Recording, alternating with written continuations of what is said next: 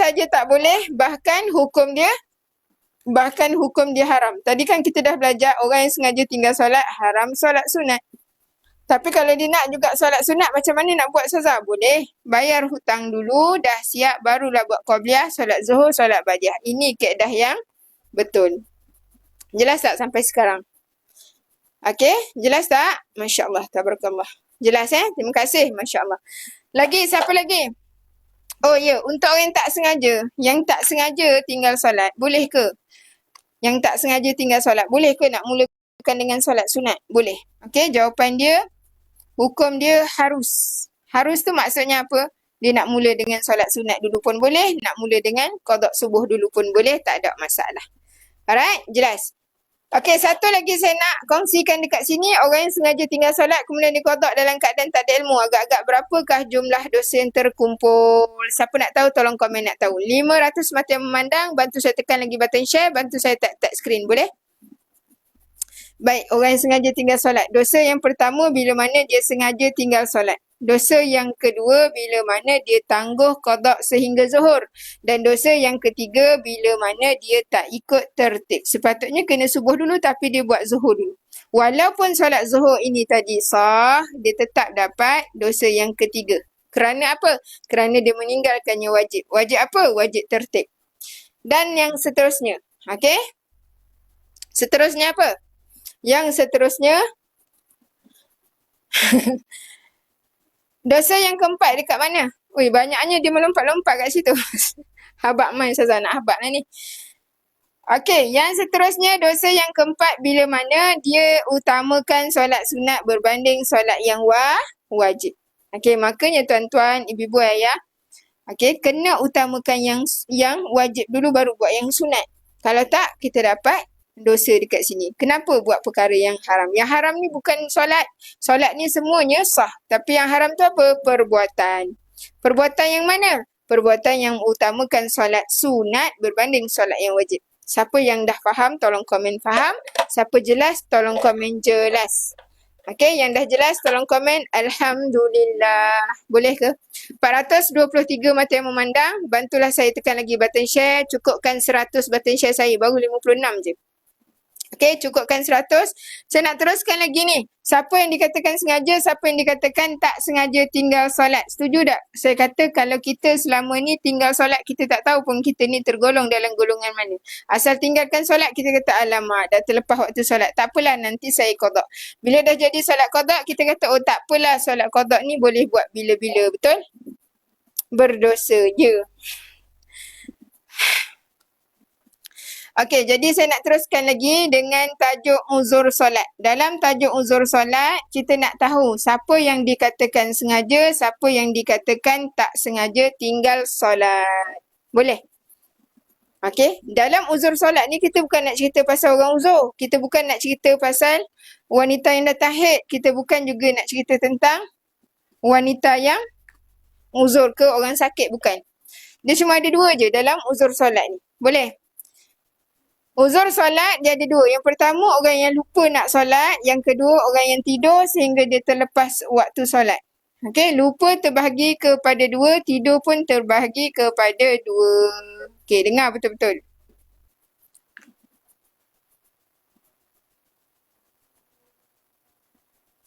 Kalau tak qada lagi solat kita, buat solat sunat. Faham Ustazah? Tak faham?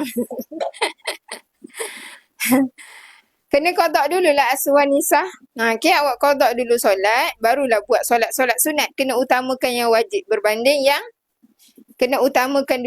berbanding yang sunat. Okey? Faham semua? Faham Ustazah dia kata. Lupa terbahagi kepada dua, tidur terbahagi kepada dua. Okey, lupa yang macam mana ni? Siapa dekat sini dia pernah lupa nak solat? Nak tahu, nak bagi tahulah ni. Siapa dekat sini dia pernah lupa nak solat disebabkan dia sibuk bekerja? Yang ini kita panggil lupa yang lalai. Ada satu lagi lupa, dia lupa nak solat disebabkan dia sibuk menguruskan rumah tangga. Okey, lain suami, lain anak-anak, lain tetamu. Yang ini kita panggil lupa yang harus. Manakala tidur pula ada dua juga. Satu tidur yang sebelum, satu lagi tidur yang selepas. Sebelum apa? Sebelum azan. Selepas apa? Selepas azan. Orang yang tidur, orang yang lupa nak solat disebabkan lalai. Okey? Orang yang lupa disebabkan lalai ni tadi, mereka ini tiada keuzuran. Tak uzur. Begitu juga dengan orang selepas azan. Dia tidur selepas azan. Tidur selepas azan maksudnya apa? Dia dah dengar azan tapi dia tidur juga. Saya sudah qada 6 tahun. Masya Allah, terbaik. Okey, selepas azan dia tidur juga, maka dia tiada keuzuran. Tapi orang yang buat kerja-kerja harus dan tidur sebelum azan, dikira ada keuzuran, ada kelonggaran, ada excuse untuk mereka. Jadi, kalau kita tinggalkan solat dalam keadaan kita tidak uzur, tak ada keuzuran tapi kita tinggal solat, makanya kita tergolong dalam orang yang sengaja tinggal solat. Allahu Akbar. Selama ni kita tinggal solat sebab sibuk bekerja, maksudnya kita ni orang yang sengaja tinggal solat ke Ustazah? Yes. Assalamualaikum Waalaikumsalam warahmatullahi. Tetapi orang yang ada keuzuran, bila mana dia tinggalkan solat, dia dikira sebagai orang yang tak sengaja tinggal solat. Orang yang sengaja tinggal solat, hukum dia apa? Hukum dia berdosa. Berdosa lah. Okey, berdosa. Tapi kalau tak sengaja tak berdosa. Oh, kalau macam tu tak payahlah qada Ustazah. Tak boleh. Sebab tadi kita dah belajar, sengaja tak sengaja tinggal solat, wajib qada. Jelas. Setelah qada saya, apa tu? Sampai sini faham tak tuan-tuan, ibu ayah? Siapa yang dah faham tolong komen faham. Siapa yang jelas tolong komen jelas. Adakah yang nak tanya soalan? Boleh, silakan. Okey, baik, saya nak teruskan lagi. Siapa yang dia masih lagi bersama-sama dengan saya, tolong komen masih. Siapa yang masih lagi bersama-sama dengan saya, tolong komen masih. Saya nak teruskan lagi tentang cara bagaimana kita nak qada solat yang dulu-dulu. Boleh? Solat yang dulu-dulu adalah ada orang kata solat kita tinggalkan solat zaman kita jahil. Okey, kita masih setia di sisi, Masya Allah, terbaik. Masih rohani kata. Okey, masih, Masya Allah, terbaik. Baik. Cara bagaimana nak qada solat dulu-dulu. Qada solat dulu-dulu. Kita dah tak ingat dah ni, betul. Yang dulu-dulu ni berapa solat yang kita tinggal, solat apa yang kita tinggal, dah lupa. Betul ke betul? Baik, qada solat dulu-dulu, kita tengok kaedah yang pertama dulu. Okey, kaedah yang pertama kita boleh anggarkan. Nak anggarkan apa ni? Kita anggarkan berapa jumlah solat yang kita dah tinggalkan. Sejak bila? Sejak akhir balik. Okey, anggarkan. Sejak akhir balik. Berapa usia akhir balik? Assalamualaikum. Waalaikumsalam warahmatullahi wabarakatuh. Betul Ustazah Hangah kata. Betul Syahana kata. Lagi Ramli kata betul. Baik. Jom kita teruskan lagi. Anggaran sejak usia 9 paling awal, 15 paling lewat. Kita akhir balik bila? Lupa Ustazah. Allah, semua lupa dah tak? So kalau lupa dah nak ambil umur berapa? Ambil paling awal sekali 9 tahun. Waalaikumsalam kepada yang memberi salam. Okey, kalau start daripada 9 tahun, berapa yang kita ingat dengan jelas kita tak solat? Oh, kalau 9 dengan 10 tahun tu saya memang tak solat Ustazah. Dia katalah contoh. Okey, so 2 tahun kita letak. Ingat dengan jelas 2 tahun tak solat. Lepas tu, hak tak jelas tu macam mana pula? Hak tak jelas ni, kalau rajin solat, kalau malas tak solat. Berapa tahun perkara ni berlaku? Awak balik 10, so awak kira sejak 10 lah. Kalau awak ingat, kira sejak 10. Macam ni memang tak ingat langsung, hilang ingatan. Jadi ambil yang 9. So yang 9 tahun dengan 10 tahun dia tak solat, 2 tahun lah. Yang tak jelas ni kadang-kadang solat, kadang-kadang tak solat, lebih kurang 8 tahun lah Ustazah. Sebelum sekarang ni saya dah mula jaga solat, dia kata. So anggaran dia tak solat selama 10 tahun. Macam mana dapat 10 tahun? 2 tambah dengan 8. Jadi kalau 10 tahun tak solat, kita darabkan dulu dengan 365 hari. Dapat jawapan, kita darab lagi dengan 5 waktu. Sebab sehari ada 5 waktu solat. Setuju?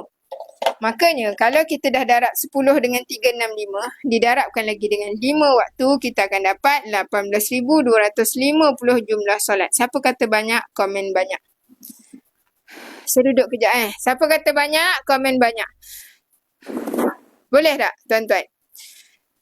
Cepat, yang siapa kata banyak. Ada ke yang dah menangis dia tengok, ya Allah banyaknya Ustazah. Siapa yang dia kata banyak, dia dah mula menangis, tolong komen emoji menangis. Kenapa kita nak tahu yang menangis ke tak menangis? Sebab tadi kita dah belajar.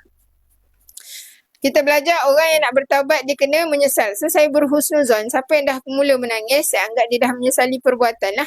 Okey, maka kalau kita dah menyesali perbuatan, apa nak buat? Kita mulalah qada solat yang telah pun kita tinggalkan. Ya Allah banyaknya Ustazah. Ya, ini baru cerita 10 tahun. Bayangkan, diorang ditinggal 20 tahun, 30 tahun, 50 tahun. Betul tak? Jadi, nak tak nak memang kita kena bayar sebab hukumnya wajib. Ustazah, wajib ke kira tak wajib? Wajib ke kira? Tak wajib. Dah tu kenapa belajar kira? Supaya kita tahu anggaran hutang kita. Kalau dah tahu anggaran hutang, nak lagi tak kita sibuk-sibukkan diri kita dengan amalan-amalan solat sunat?